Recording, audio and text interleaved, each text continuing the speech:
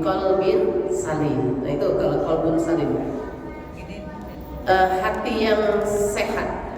Tapi para ulama itu qalbun salim itu kadang ada yang mengartikan hati yang sehat, ada yang mengartikan hati yang selamat, gitu ya kan. Itu perspektifnya. Kalau menurut Imam Al-Ghazali, kalau kita berbicara tentang hati, ulama yang secara spesial khusus membahas tentang hati, penyakit hati, itu adalah Imam Al-Ghazali ya. Dengan karya besar beliau adalah apa Bu? Riyadhus Shalihin, Ihya Ulumuddin ya, Ihya Ulumuddin. Itu kalau bahas tentang ada materi tentang tazkiyatun nafs yang mensucikan jiwa atau hati gitu. Nah itu ada khususan, itu materinya Imam Al-Ghazali. Kalau menurut Imam Al-Ghazali, hati itu adalah raja ya. Kalau beliau mengatakan di antara tubuh kita yang manusia itu kan, unsur manusia itu terdiri dari fisik atau jasad, kemudian pikiran atau akal, al-aqlun, kemudian al-qalbun, hati ya. Maka hati itu posisinya itu raja yang memerintah, ya kan? Yang mengatur, yang menginstruksikan, yang memutuskan. Maka bisa dibilang juga hati adalah sumber motivasi. Hati adalah yang memutuskan. Hati adalah yang menginstruksikan. Jadi peran hati itu penting banget. Maka dari itu kita harus sering-sering ngecek kondisi hati kita.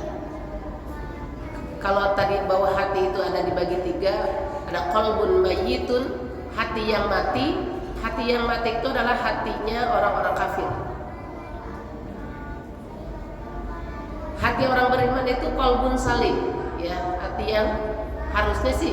Tapi qalbun salim ini kalau nggak selalu diberikan nutrisi, nggak dijaga, maka lama-lama hati qalbun salim juga bisa menuju pada qalbun marid, hati yang sakit.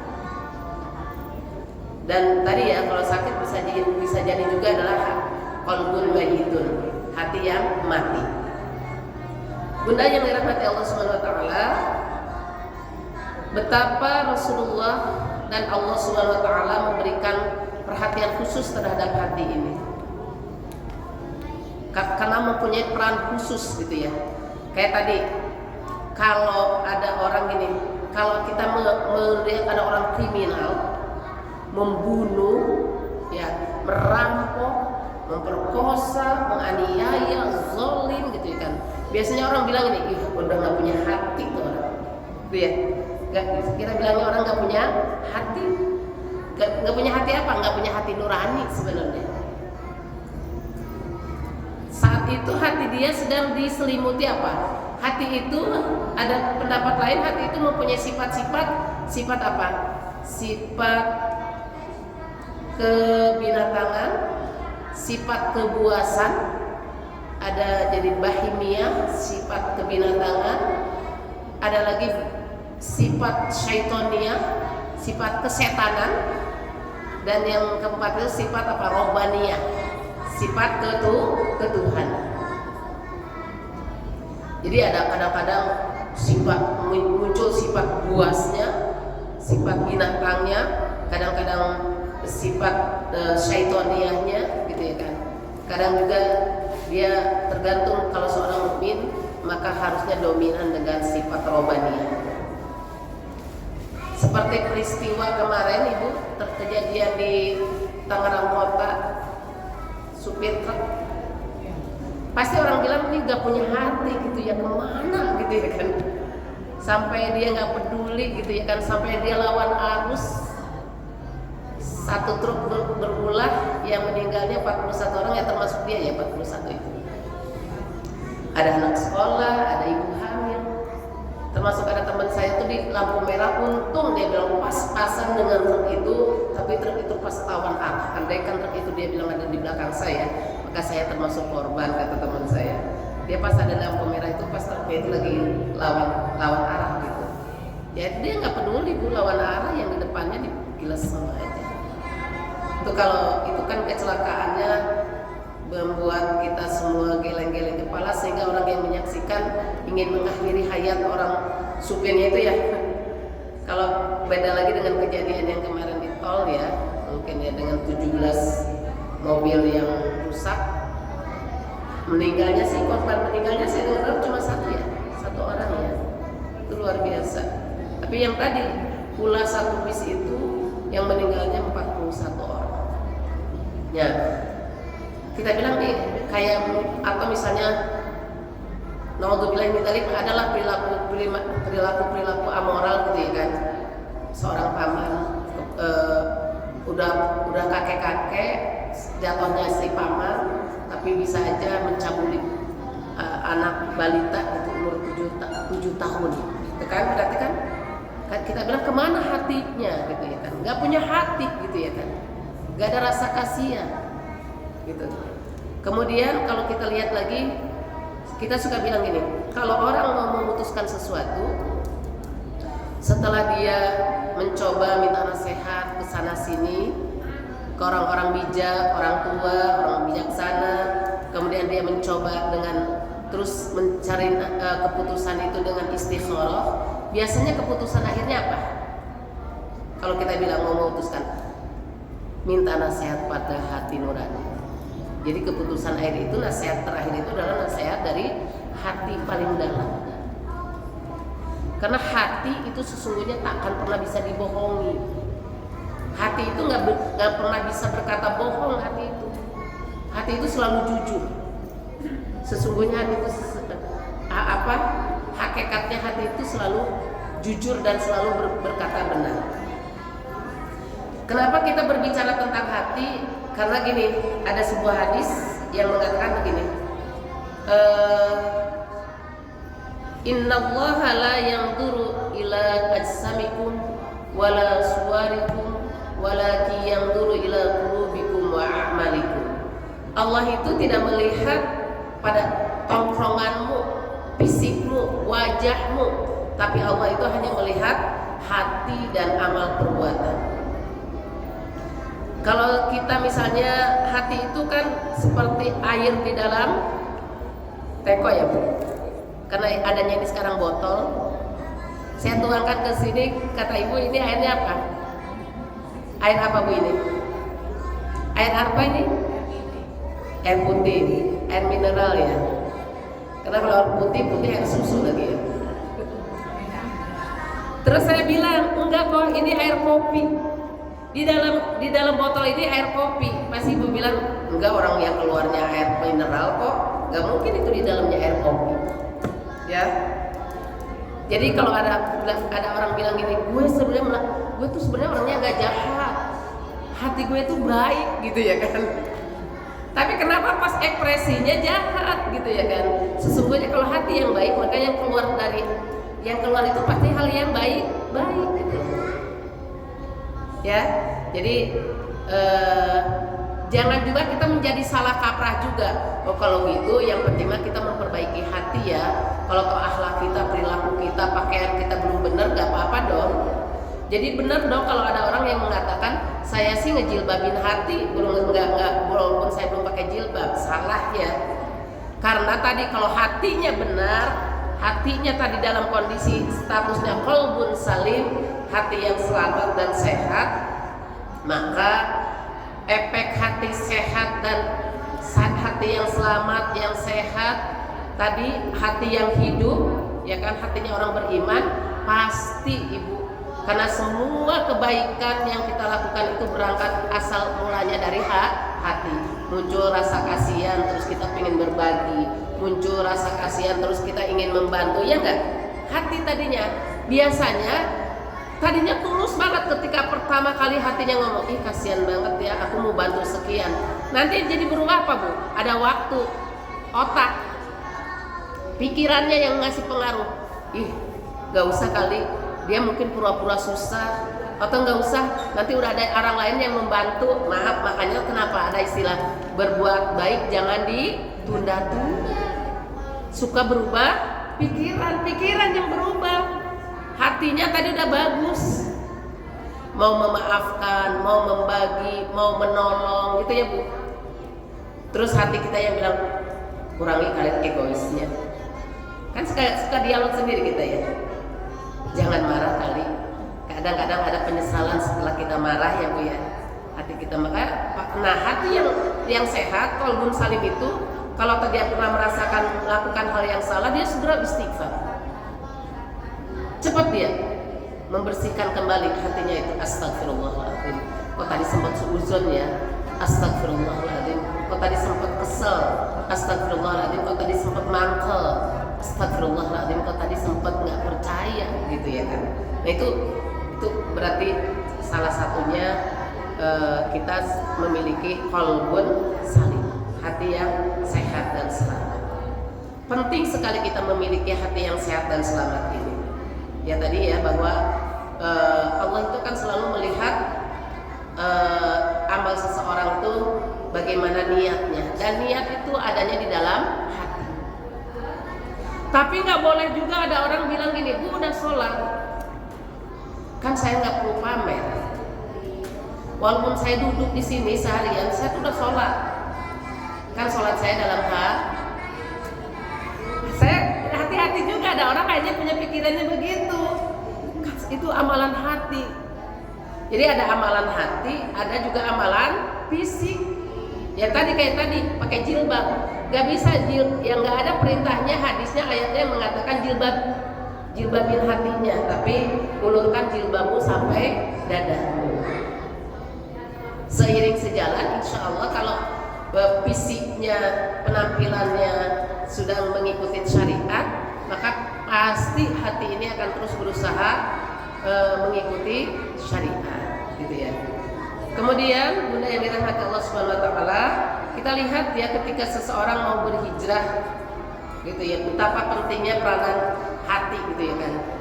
Insya Allah ibu-ibu di majelis ini, karena kita bermajlis sudah lama, bab hadis niat udah hafal semua ya. Saya cuma mengulang aja, mereview ingatan kita.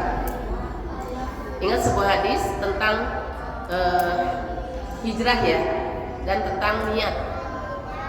Tentang niat, innamal a'malu binniyat. Apa artinya? Segala amal itu tergantung pada niatnya. Innamal a'malu binniyat wa innama likulli imri'in ma nawa. Dan sesungguhnya setiap orang akan mendapatkan balasan sesuai dengan apa yang dia niatkan. Faman kanat hijratuhu ila Allah wa rasulih, barang siapa yang hijrahnya itu karena Allah dan Rasulnya, fa hijratuhu ila Allah wa rasulih, maka hijrahnya itu sampai kepada Allah dan Rasulnya. Wa man kanat hijratuhu, tapi kalau dia hijrahnya di dunia yusibuha, karena dunia dan seisinya atau yang semisalnya, karena perhiasan, awi ra'atin yang kihuha, atau karena perempuan yang ingin dinikahinya, fahijratu ila ma hajaru ilaih, maka hijrahnya itu sampai dia dapatkan sampai apa yang dia inginkan saja. Maksudnya apa? Ini ada hadis ini asbabul wurudnya, sebab Rasulullah bersabda seperti ini. Ada seseorang yang ikut hijrah dari Mekah ke Madinah bersama Rasulullah dan para sahabat, tapi dia semata-mata bukan karena cinta kepada Rasulullah, bukan ingin membantu memperkokoh syariat Allah, bukan. Dia hijrah demi ada seorang perempuan yang dicintai yang ingin dia nikahi. Ya. Jadi kalau cuma hijrah cuma ingin mendapatkan perempuan yang dinikahi, ya cuma dapat perempuan itu. Tapi kalau hijrahnya itu lillahi ta'ala, mungkin perempuan itu dapat pahala, dapat kehidupan yang lebih layak dan lebih pantas dan terhormat. Terlebih-lebih tadi pahala akhirat dia dapat, gitu ya kan. Karena apa? Lihat Bunda, ketika orang-orang itu kan hijrah dari Mekah ke Madinah itu tidak bawa apa-apa ya. Ada yang mungkin bawa anak, kalau anaknya yang ikut ya sepaham. Kalau yang istrinya sepaham, ada yang bawa istri. Ada yang banyakan yang juga dia hijrah ke Madinah sendirian saja, gitu ya kan, tidak membawa keluarga, meninggalkan harta kampung halaman menuju Madinah. Mungkin tidak terbayangkan kayak apa kehidupan di Madinah. Orang baru dengan perbekalan yang seadanya, apakah nanti bisa mendapatkan tempat yang layak, yang meninggalkan istri apakah dapat pasangan lagi. Tapi ternyata mereka yang karena Allah dan karena cintanya kepada Rasulullah, mereka mendapatkan lebih. Bahkan kalau kita ada yang paling luar biasa itu, mungkin mereka kehilangan saudara, tapi mereka dipersaudarakan oleh Rasulullah ya, antara Muhajirin dan Ansor. Bahkan orang Ansor itu, penduduk Madinah itu menawarkan yang punya rumah lebih dari satu, ditawarkan siapa yang mau rumah pilih silahkan. Mana yang kalian mau? Bukan dipilih dulu sama dia, terus enggak pilih silahkan. Bahkan sampai kita suka dengar ya, aku punya istri 3, kalau engkau memang nggak punya istri dan engkau mau menikahi salah satu istriku, atau akan aku ceraikan dia dan silakan kau nikahi. Itu saking apa ya, buah dari hijrah yang lillahi ta'ala.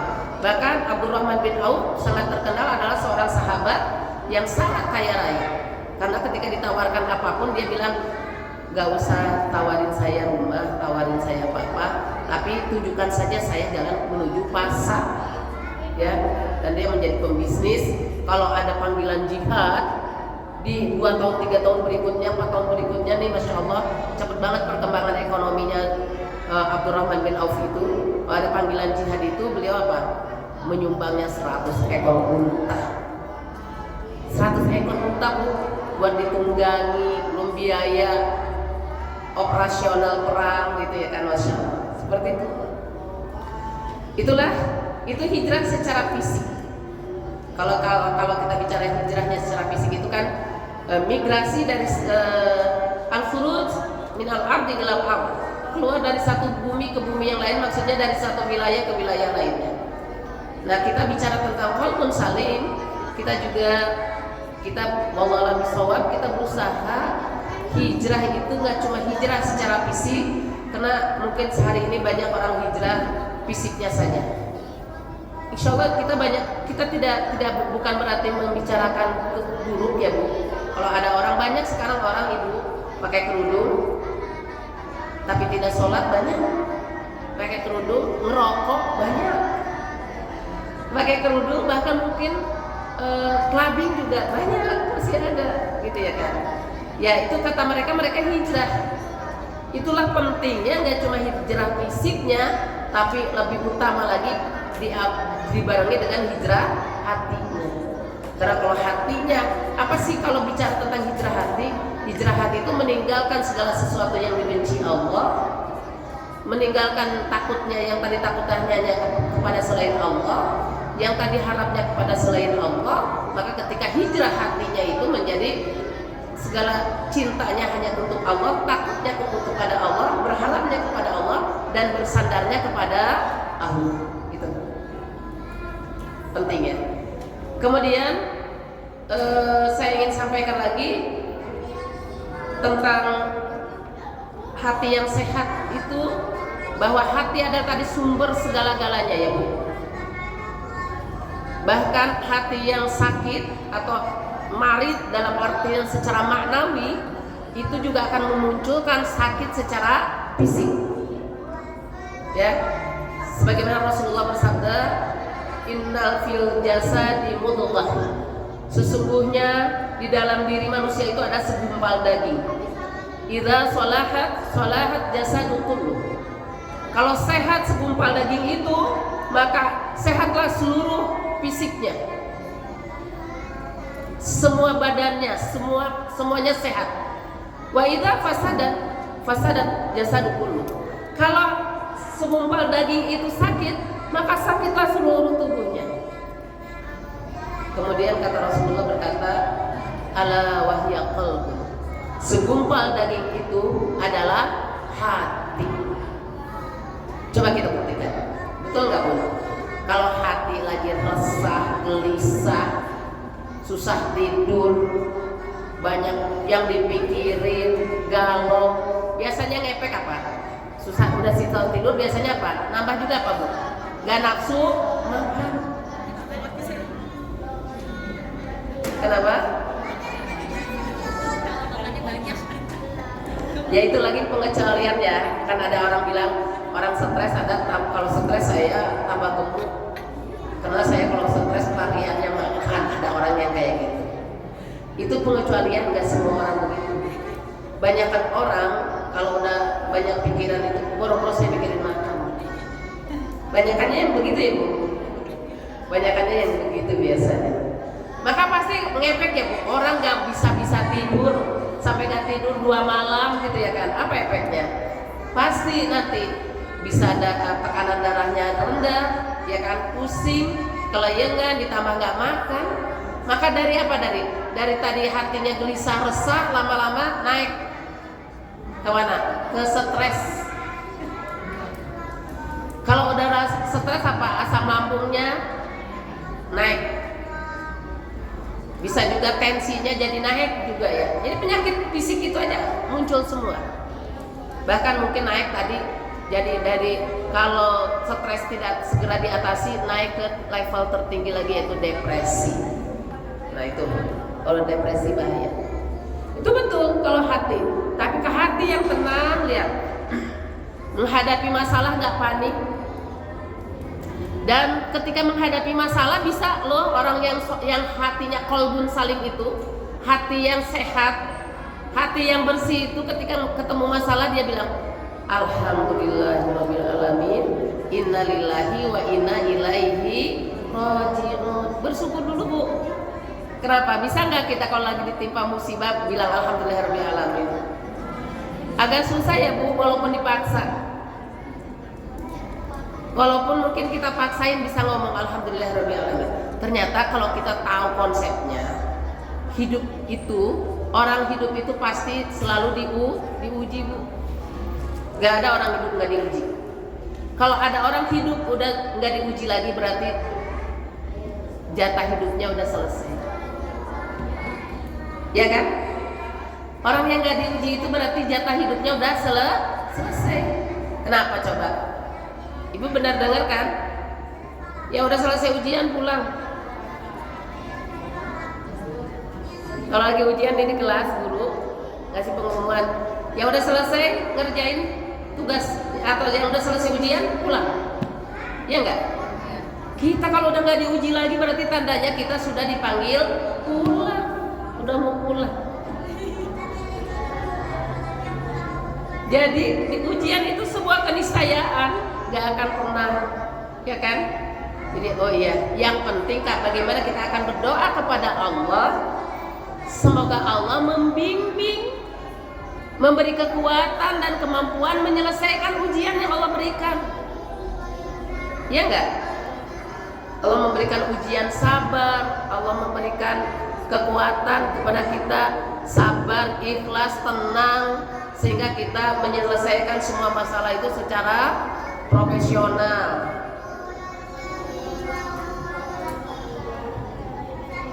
Salam ya Bunda, insya Allah saya lagi ngisi pengajian. Insya Allah besok saya masih ketemu ya.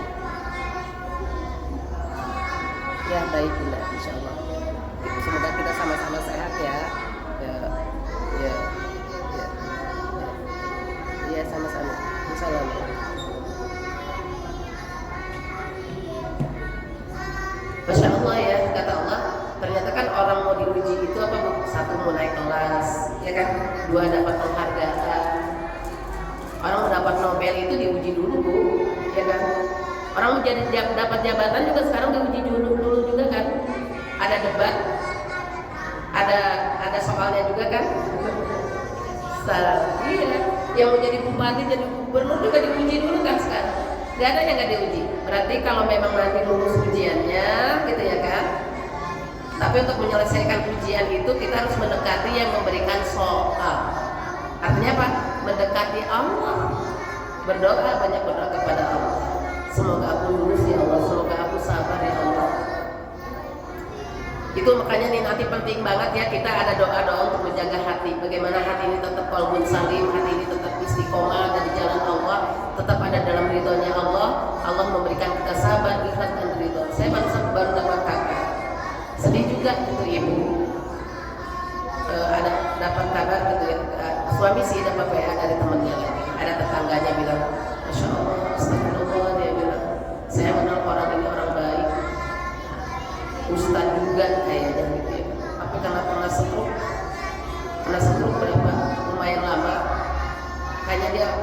masa bunuh diri. Nah, ini penting banget. Padahal ini kan sakit, ini ujian dari Allah. Lulus aja beliau, sabar aja beliau ini, maka apa Bu?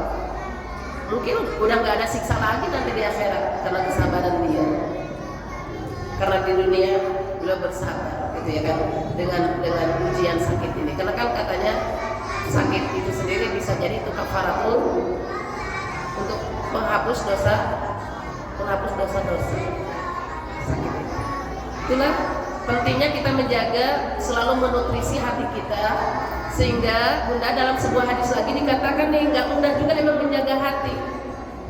Coba ibu suka ngerasain nggak hati kita yang begitu bolak-balik? Kadang-kadang mau pakai baju aja bolak-balik ya. Udah mau ini, ya mau yang itu, mau ini gitu ya kan. Terus tadinya mau kesini nggak jadilah, batal lah segala macam. Hati kita lagi bagus-bagus, lurus-lurus ya Bu, cepat banget beloknya itu. Dalam sebuah hadis dikatakan begini, sesungguhnya hati seorang hamba itu ada di antara dua jari. Jadi jangan membayangin jari kita ya Bu, ada di antara dua jari Tuhan atau dua jari Allah Subhanahu wa Ta'ala. Jadi maksudnya begitu mudahnya dibulak-balik.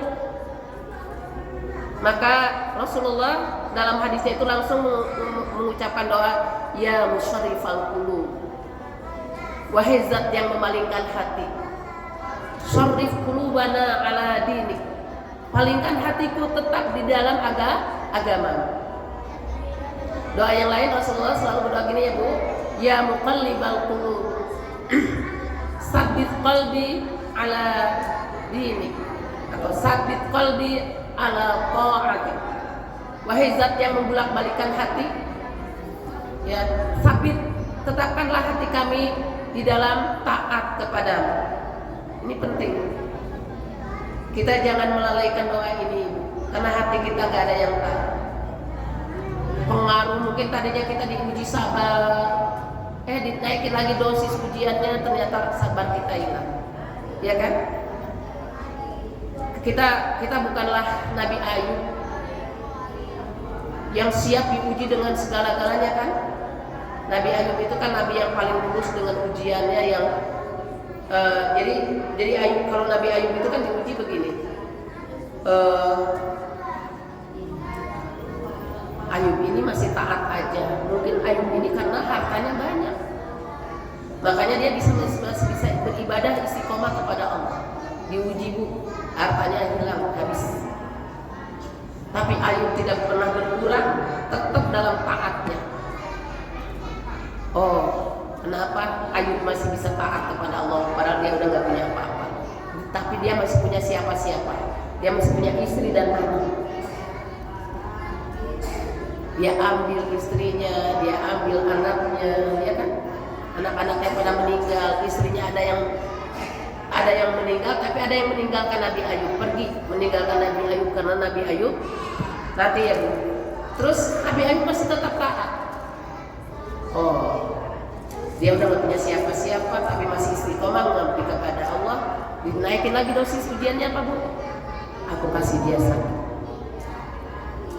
karena mungkin kemarin dia sehat, dikasihlah sakit Nabi Ayub. Udah gak ada istrinya, gak ada anaknya, sakit yang lumayan. Tapi Ayub dalam sakitnya tetap ibadahnya gak berkurang Bu, Masya Allah. Ya, doanya makanya mustajab banget doanya. Ayub berucap doa itu terus menginjakkan kakinya, dihentakkan ke tanah. Kalau sekarang ada istilah apa Bu? Pengobatan akhir zaman. Salah satunya terinspirasi dari pengobatannya Nabi Ayub. Kalau ada orang yang menerapkan pengobatan tradisional ruqyah, ada juga mungkin pengobatan akhir zaman, itu biasanya ada seperti Nabi Ayub itu kan baca doa Allahumma hakki wa salliyadullu wa anta khairur rahimin, terus mengijakan apa kayak mengikat kakinya ke bumi gitu ya, terus pakai media air ya. Kalau Nabi Israel kan memang dia keluar air jam-jam seperti itu. Nah itu Masya Allah ya, Nabi Ayub dan Nabi Ayub itu sungguh sehat. luar biasa. Dan Allah angkat derajatnya. Kata Allah, dan Ayub adalah engkau nabi yang benar. Dia mohon kepada Allah, wa anta khairur rahimin, fastajabna lahu. Allah menjawab langsung doanya Nabi Ayub alaihissalam. Bunda yang dirahmati Allah Subhanahu wa taala, nah terkait hati kita, bagaimana kita memiliki hati yang qalbun salim. Karena qalbun salim juga bisa dikatakan, ada yang mengatakan lagi hati ini seperti kontur tanah. Tanah itu kan ada tanah yang subur, ada tanah yang gersang, ada yang tanah yang memang nggak bisa dipakai apa-apa gitu loh, yang tadi kayak mati. Nah kalau qalbun mayyit itu kan hatinya orang kafir ya. Kalau coba lihat, benar nggak kalau hati orang kafir itu, innalladzina amanu innalladzina kafaru sawa'un 'alaihim a'andzartahum am lam tunzirhum la yu'minun. Khatamallahu 'ala qulubihim wa 'ala sam'ihim wa 'ala absarihim ghisyawatu wa lahum 'adzabun 'adzim. Ya. Khatamallahu, Allah kunci hatinya. Terkunci. Jadi tertutup ya pandangannya, apanya gitu ya, orang-orang kafir. Saya ingin bercerita orang yang memiliki qalbun salim itu, mungkin salah satunya ada 11 ciri ya, 11 ciri qalbun salim.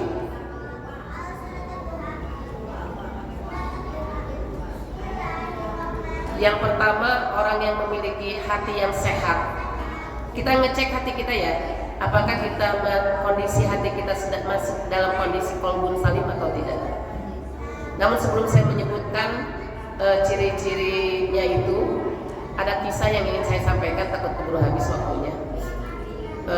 Tadi ya, qalbun salim itu, hati yang sehat itu jauh dari prasangka, jauh dari suudzon, gak pernah buruk sangka ya, gak pernah iri dengki, gak pernah iri dengki. Salah satu contoh gini, pernah suatu ketika, ini di riwayat Anas bin Malik ya, hadisnya riwayat Anas bin Malik. Pernah suatu ketika Rasulullah bersama para sahabat itu sedang duduk-duduk di masjid, habis sholat asar, habis mau kajian, entah menjelang sholat gitu ya, menjelang sholat lagi duduk-duduk di masjid. Rasulullah tiba-tiba bilang begini, sebentar lagi akan lewat calon penghuni surga. Sebentar lagi akan lewat ahli surga. Ahli surga ya, bukan calon penghuni surga. Kalau semuanya kita, kalau punya amal soleh, kita berharapnya kita semua juga calon penghuni surga ya. Sebentar lagi akan lewat ahli surga, seperti itu. Sahabat semuanya itu doang langsung menatap ke suatu tempat gitu, tempat lewat. Siapa gerangan yang Rasulullah sampai langsung mengatakan sebentar lagi akan lewat apa? Penghuni surga. Lewatlah seseorang dengan membawa sendalnya dan wajahnya basah habis dibasuh dengan wudu, dengan tenteng sendalnya. Sahabat nggak ada yang berani komen.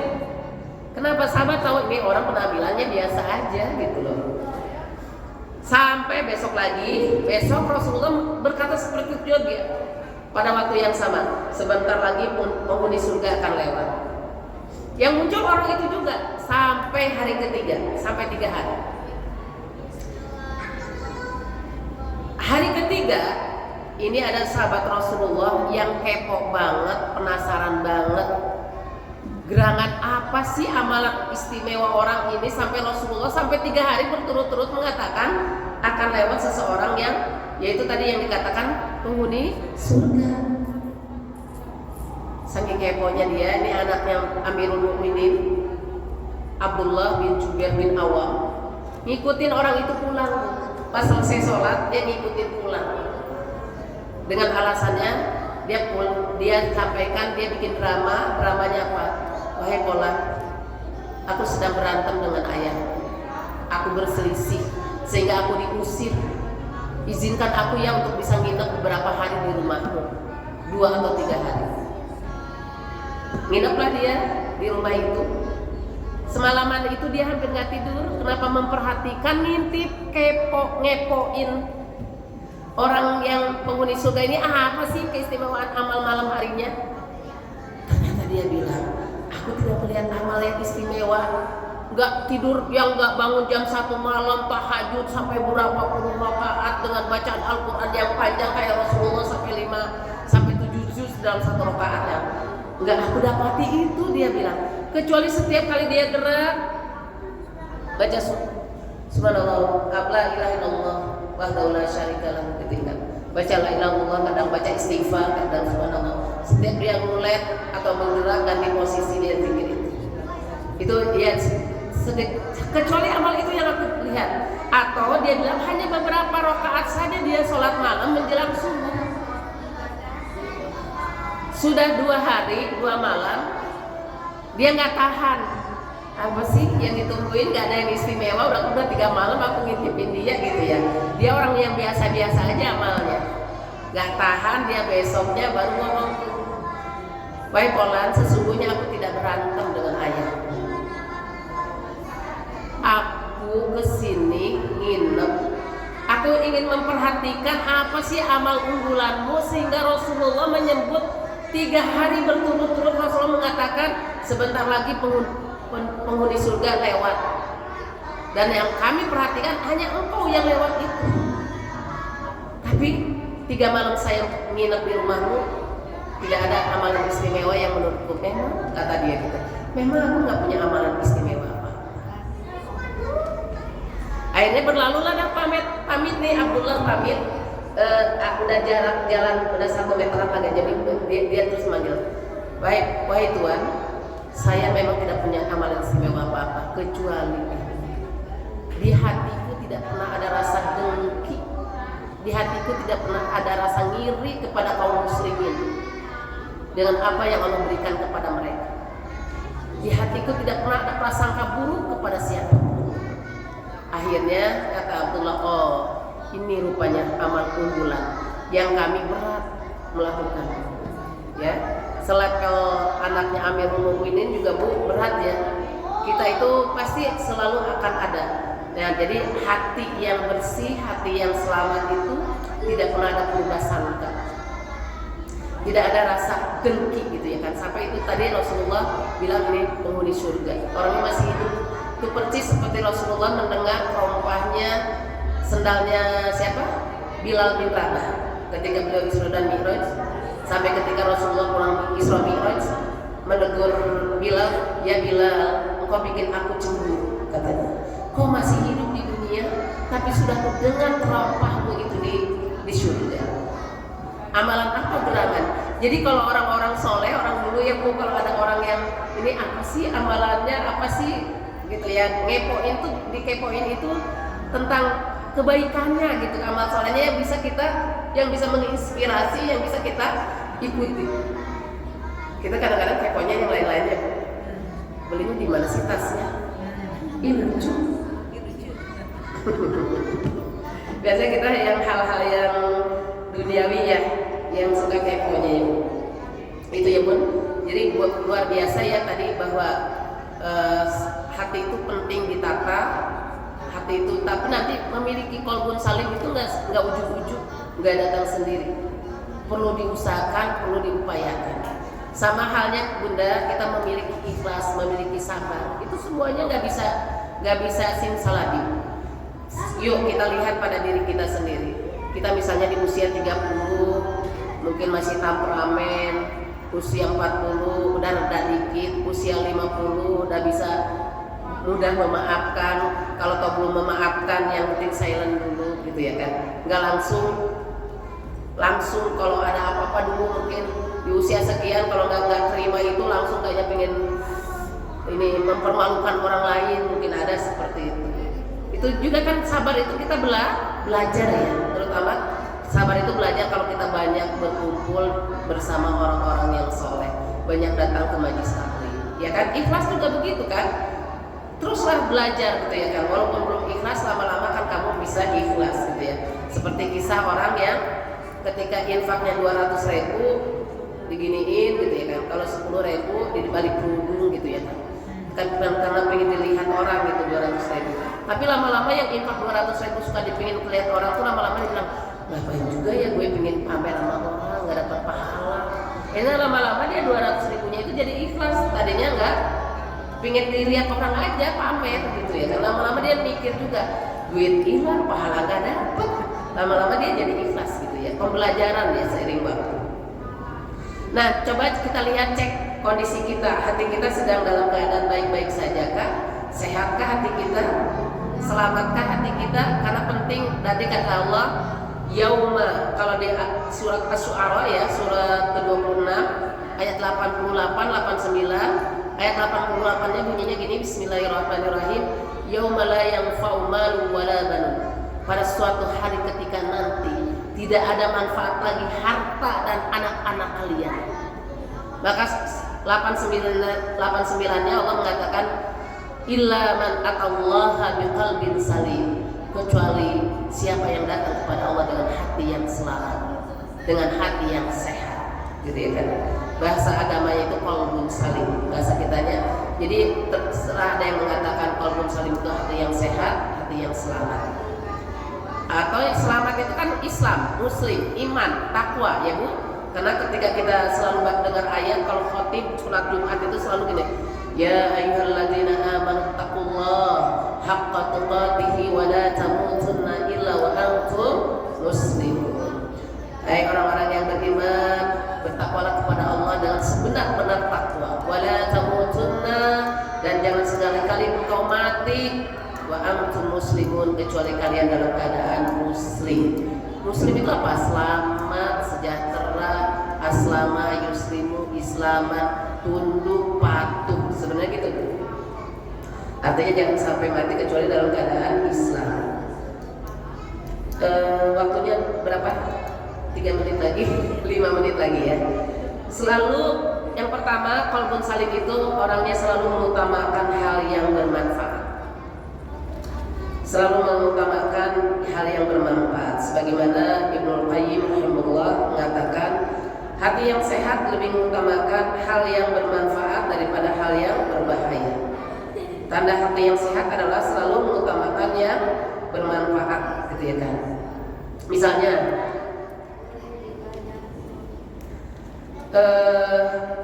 Ibu ada prioritas amal, ya, orang yang selalu. Kita kan kalau untuk urusan dunia aja, orang yang punya hati yang qalbun salim itu selalu berpikirnya bukan lagi gengsi, tapi fungsi, gitu ya kan. Saya beli ini fungsinya untuk apa? Misalnya gini, beli tas harga 250 juta, mungkin itu demi gengsi. Tapi fungsinya cuma naruh HP 1.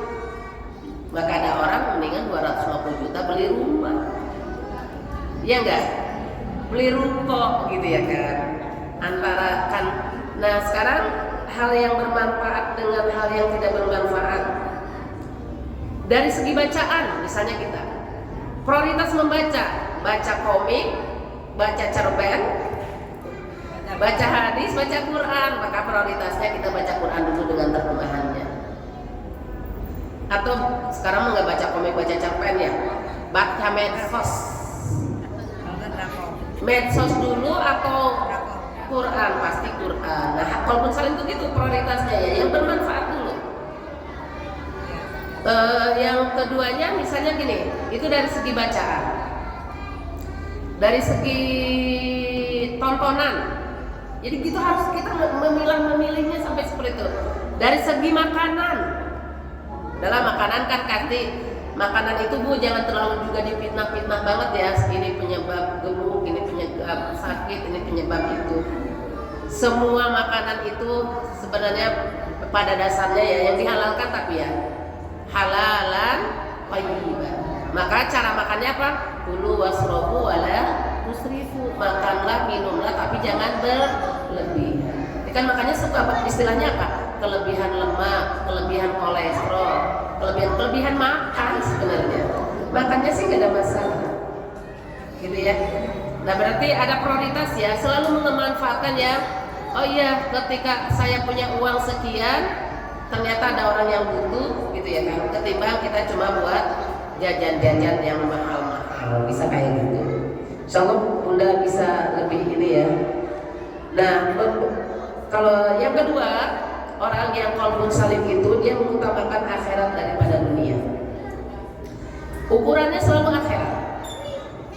Kalau saya melakukan ini nanti ini manfaat nggak ya untuk kehidupan saya di akhirat? Dunia ini kan cuma sementara. Jadi selalu ukurannya ini ukuran akhirat. Dia dari mulai dia mendidik anak, nyekolahin anak, pertimbangannya pertimbangan akhirat. Gak cuma pertimbangan dunia. Dia berbisnis, dia membangun rumah, apapun bergaul dengan seseorang. Kalau saya kumpul-kumpul dengan ibu-ibu yang ini, dampak untuk saya kebermanfaatan untuk saya ingat akhiratnya berapa persen ya? Ini semuanya ukurannya tentang akhirat ya. Sebagaimana misalnya ada contoh ya Bu.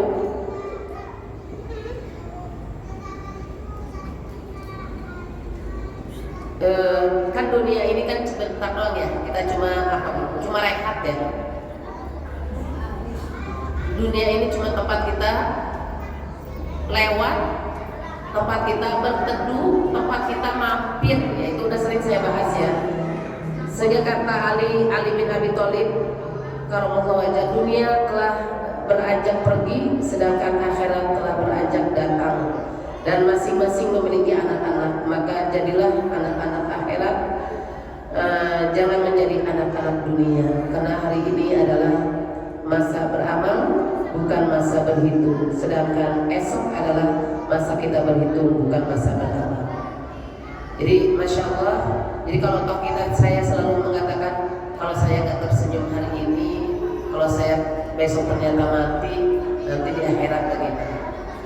Orang kalau selalu mendahulukan akhirat, pasti nggak ada yang korupsi sebenarnya, nggak ada yang mencuri, korupsi, curang, culas ya. Kenapa? Karena tahu dia kehidupan akhirat, ngeri gitu ya kan. Dan berusaha pasti hidupnya juga selalu berusaha mencari yang halal. Kenapa? Kalau ada yang gak halal percuma gitu ya kan, kita berdoa ya Rob, 2 hari 2 malam ya Rob, ya Rob. Kata Rasulullah, percuma kamu berdoa, rambutmu sampai sudah kusut, pakaianmu sampai udah berdebu, ya Rob tidak dikabulkan. Kenapa? Karena yang kamu makan haram, yang kamu pakai haram, gak akan sampai doanya kepada Allah gitu ya kan? Maka akan selalu mencari yang halal. Terlebih-lebih orang paham ya kalau orang urusannya akhirat. Ada hadis yang siapa yang memakan makanan yang haram dan tumbuh dagingnya dari hal yang haram, maka tidak ada yang bisa melenyapkan daging itu kecuali api neraka. Nah itu ngeri ya. Selanjutnya bunda yang dirahmati Allah Subhanahu wa taala,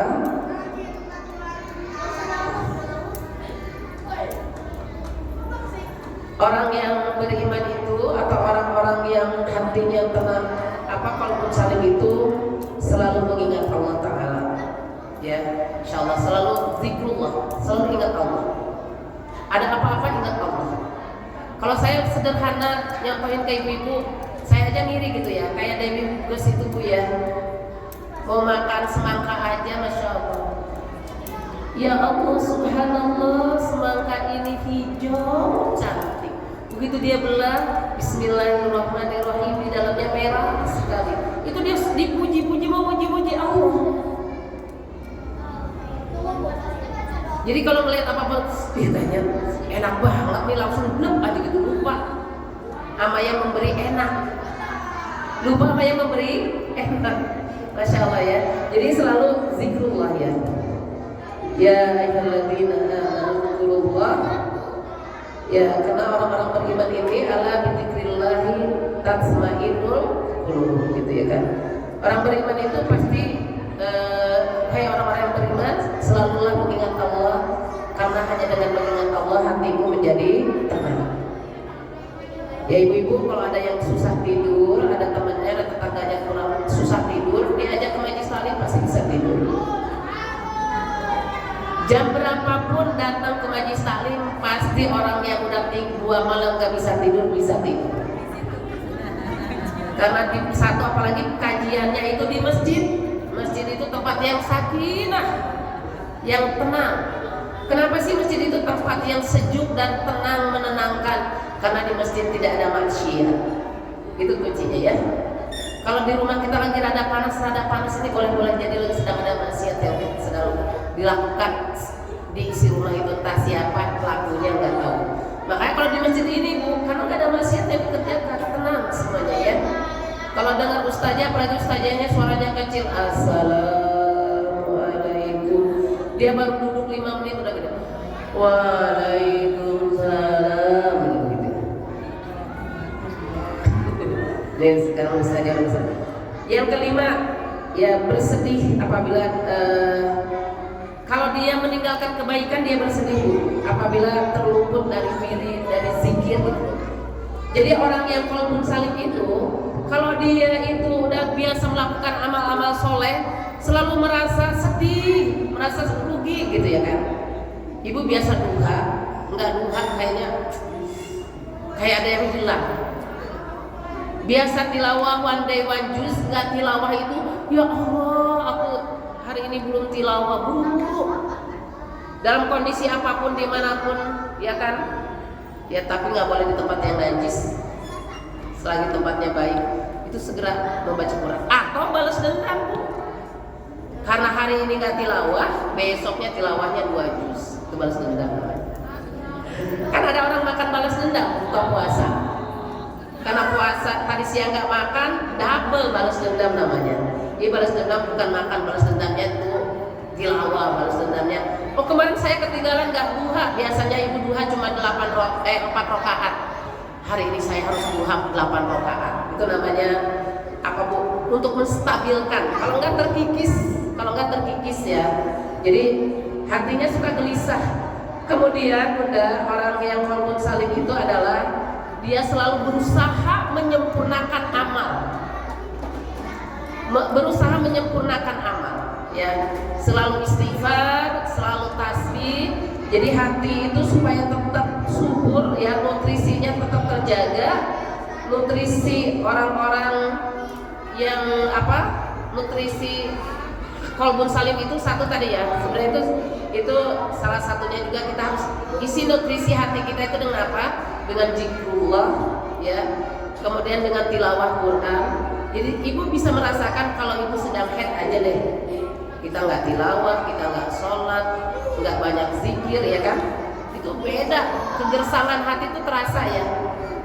Nah makanya berarti apa, nutrisi hati itu apa, zikrullah, termasuk zikrul maut, mengingat kematian. Ternyata akan zikrul maut itu ibu termasuk, kata ketika sahabat ditanya, ya Rasulullah siapa orang yang paling cerdas, kata Rasulullah orang yang paling cerdas adalah al-qais, yaitu mereka yang selalu mengingat kematian. Ya. Kemudian apalagi nutrisinya, saum, sedekah, dan berkumpul dengan orang-orang miskin, orang-orang yang lemah.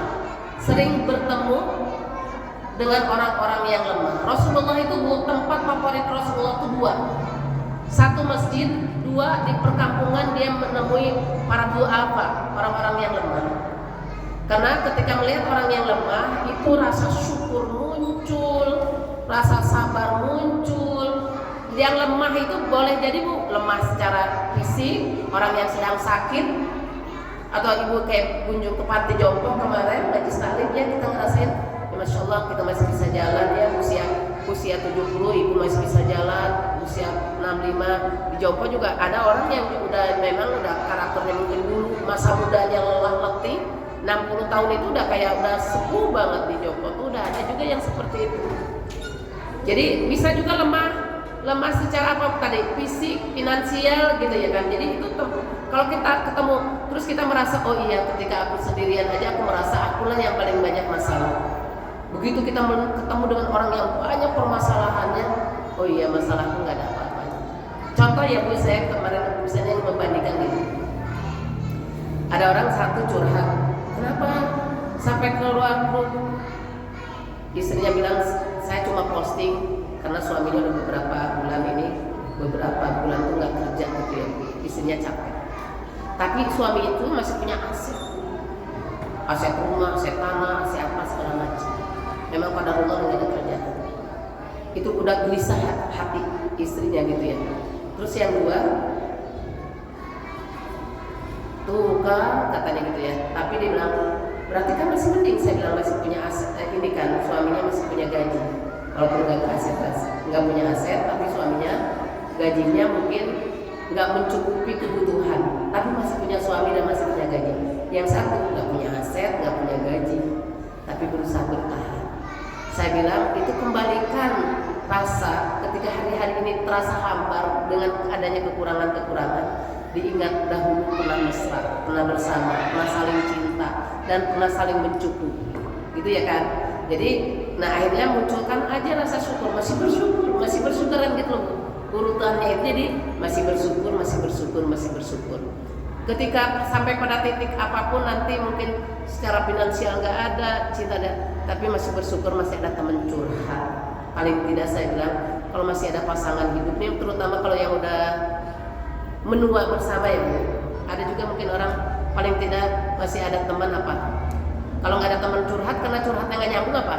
Masih ada teman. Kalau lagi kesel masih ada pelampiasan. Itu yang paling jelek.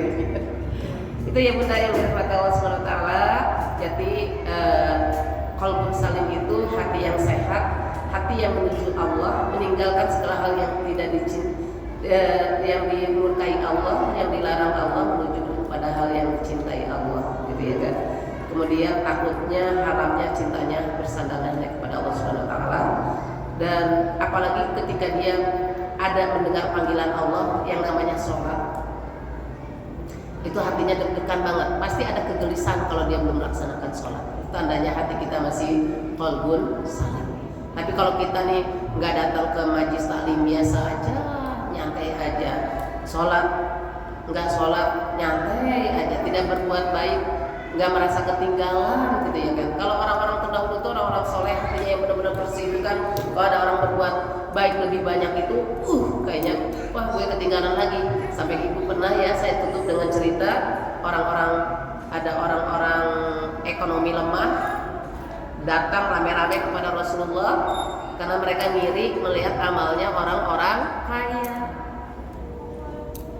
Ya Rasulullah, kami ini bisa apa coba kelebihan kami itu nggak bisa sedekah, nggak bisa apa. Kata Rasulullah, subhanallah itu sedekah, alhamdulillah dia adalah, jadi subhanallah alhamdulillah itu Allahu akbar, tasbih, tahmid, tahlil kalian itu adalah bernilai sedekah, gitu ya kan.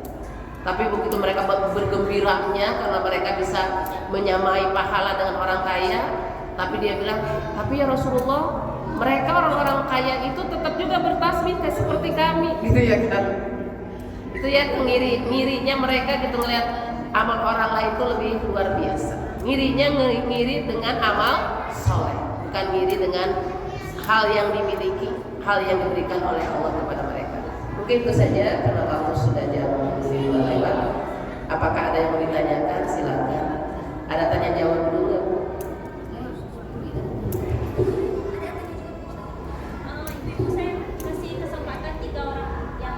Kalau ada yang mau nanya, kalau nggak ada yang nanya nggak apa-apa. Ya, Ustazah kasih pertanyaan. Udah sore juga. Silakan ibu-ibu. Ustazah nanya. Satu. Boleh. Lagi. Ada lagi. Silakan ibu yang di belakang. Apapun boleh ditanyakan ya Ustazah. Ya. Terutama yang terkait tema ya. Satu orang lagi ibu-ibu. Ya, persilahkan. Dua ya. Dua aja udah sore. Ustazah mau tanya tentang jantung, hati, dan lambung itu satu kesatuan ya Ustaz. Terus yang kedua, kemarin ada podcast tuh yang Ustaz Aisyah datang. Kan beliau bilang bahwa kalau sebenarnya itu di kolom itu ada suara Tuhan. Ada yang mengatakan itu hati nurani. Terus ada juga pertanyaan dalam manusia, gunung dan hewan itu mengatakan manusia itu gunung dari manusia. Yang membedakan hewan sama manusia kan hatinya. Kenapa? Manusia, gunung. Hewan dan gunung pernah bertanya kan kenapa sih kamu nggak menjadi manusia? Ya karena mereka takut sama konsekuensinya. Nah berarti ada cerita kan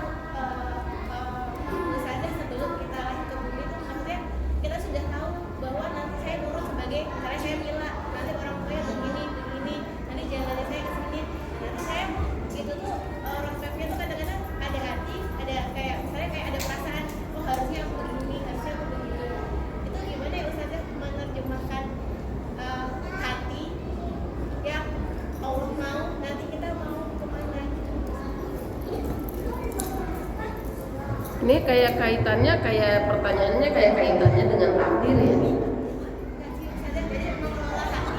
Jadi kadang-kadang tuh kita nggak menerima takdir. Tapi kan kita sudah tahu nih sebelum, oh saya seharusnya menerima dong orang saya kan kita pas nanti di akhir ada pertanggungjawaban perjanjian kita sama Allah bahwa kita itu akan beriman.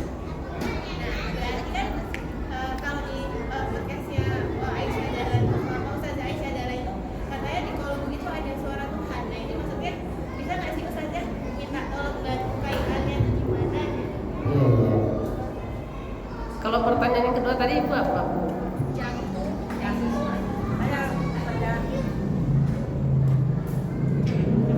Nggak kedengeran kali ya, pakai mic. Suara saya sudah lebih dari masjid. Nah, karena sudah biasa mimpin pasukan dulu. Udah kayak toa dong ya. Iya. Yang ini saya tanyakan, bagaimanakah menghindari suudzon kepada orang lain, Ustazah? Karena ini kita ini manusia yang banyak dosa, yang banyak salah, yang ini suka hilang. Nah, menghilangkan, karena kadang-kadang yang namanya kita hidup itu pasti ada. Suudzon ya. Suudzon. Nah, jadi bagaimana cara menghindari supaya jangan terlalu suudzon kepada orang Iya, lain? betul. Itu saja, Ustazah. Baik, terima kasih. Ini pertanyaan yang pertama dari Ibu Mila ya. Tadi dia ilustrasinya sih panjang ya, gitu ya. Beliau sebenarnya udah, ya ini kadang-kadang ini ya kita alhamdulillah selain ibu-ibu ikut kajian, mungkin ada di podcast, ada di kita juga mesantrennya katanya jangan cuma di Musbukaria, Istiqlal, sosmedia gitu ya, tapi kudu taklim live ya, langsung ketemu ya. Tadi betul bahwa manusia itu kan yang membedakan hewan dengan manusia itu ada kolbun. Hewan itu kan kalau manusia ada aklun, hewan itu kan punya insting. Makanya kalau kenapa kayak hewan-hewan itu kan itu instingnya gitu. Ada insting kasih sayang sama gitu ya dengan manusia. Nah, kolbun ini sering disebut juga, kolbun itu apa Bu?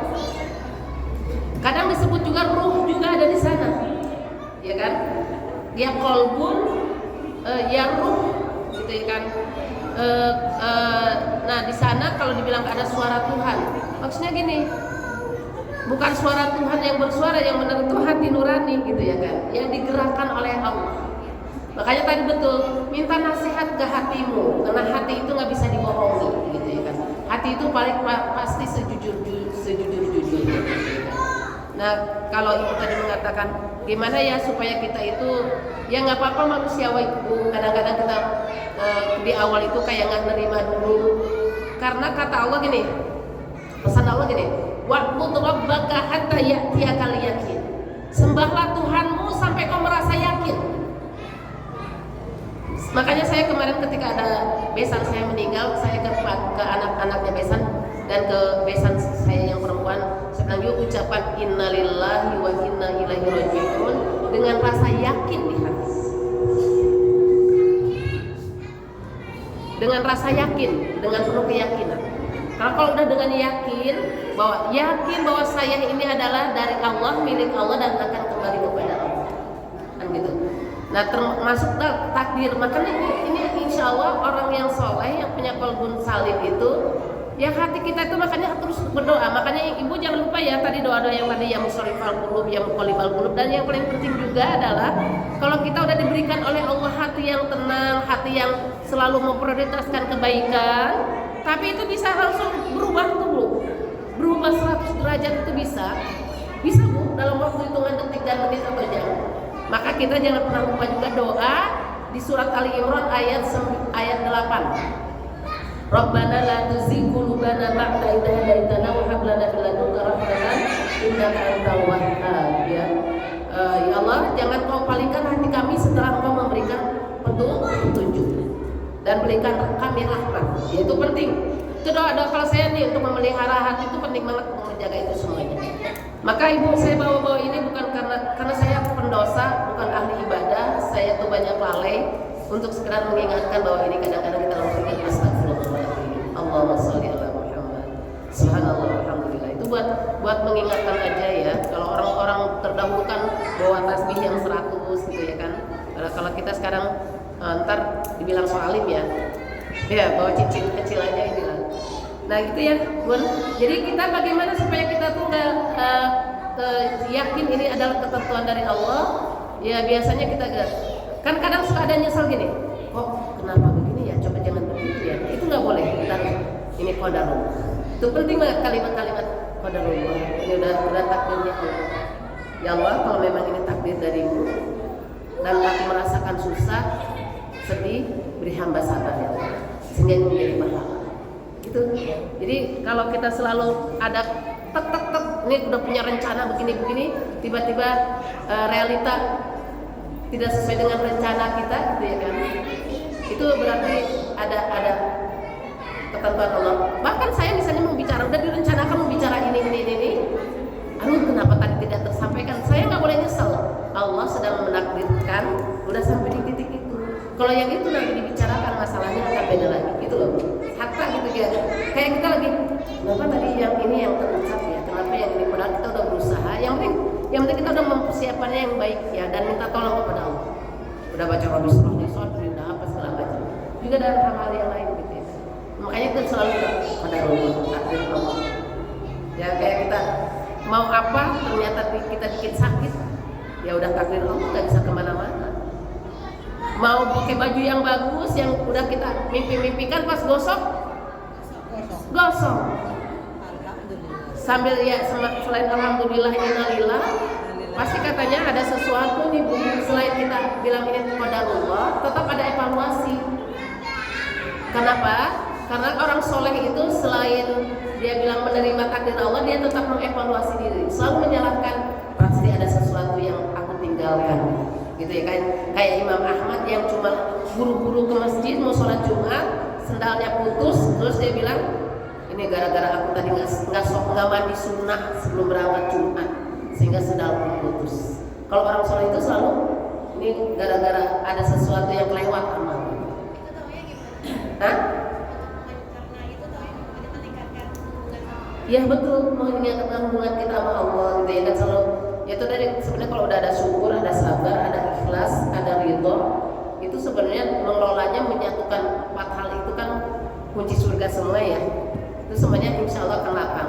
Butuh waktu kadang, entah butuh waktunya kita butuh waktunya kita sholat, butuh waktunya kita tilawah dan zikir, baru itu benar-benar akan hati ini benar-benar lapang.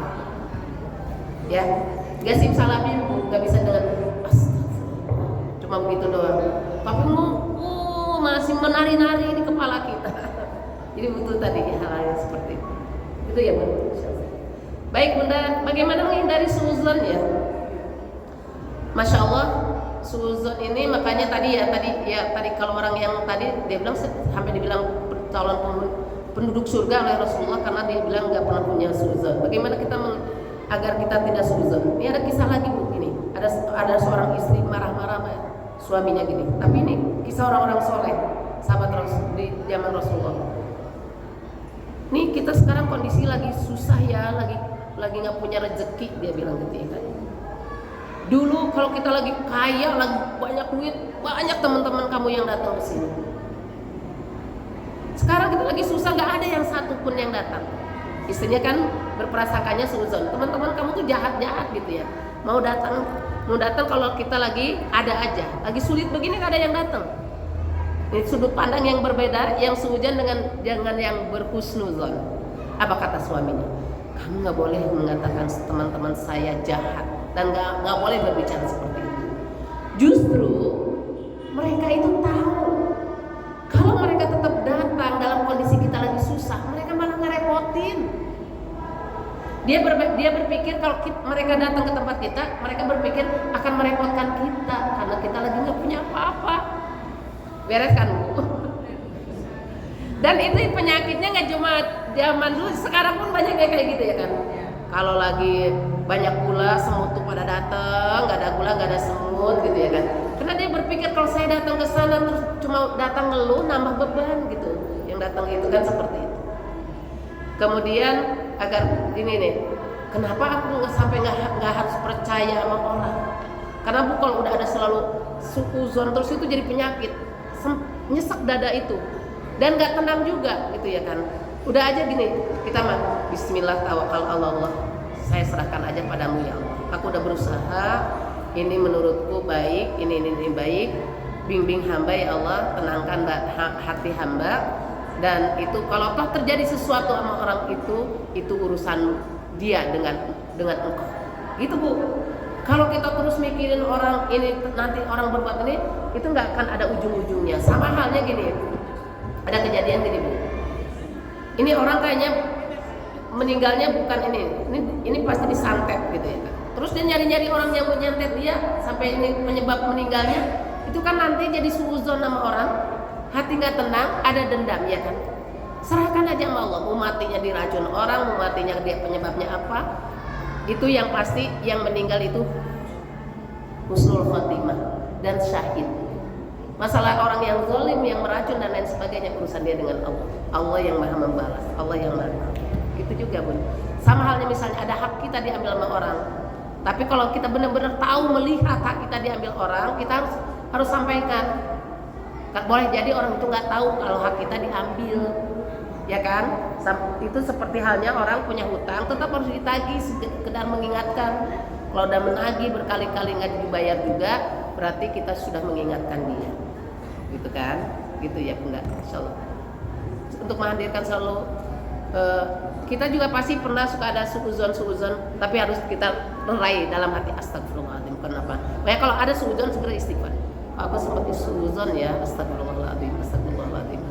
Istighfar banyak-banyak kita ya. Mungkin. Kira-kira cukup ya, insyaallah ya.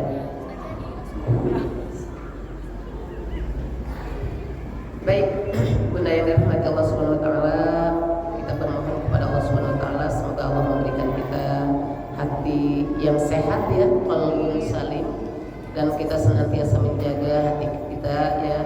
Semoga Allah selalu ada di jalan Allah Subhanahu wa taala. Hati ini penting, harus kita jaga, kita pelihara. Kenapa? Karena yang keluar, yang kita putuskan, yang kita omongkan itu tergantung hati kita. Hati kita marah, keluarnya marah. Hati kita baik, keluarnya baik, insyaallah. Mari kita coba sama-sama istighfar dahulu, terus ikutin beberapa doa untuk menjaga hati kita.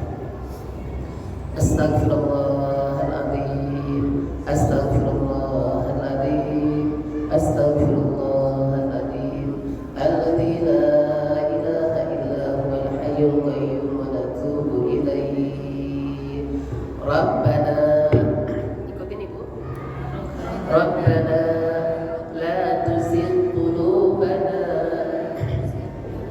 ba'da idh hadaitana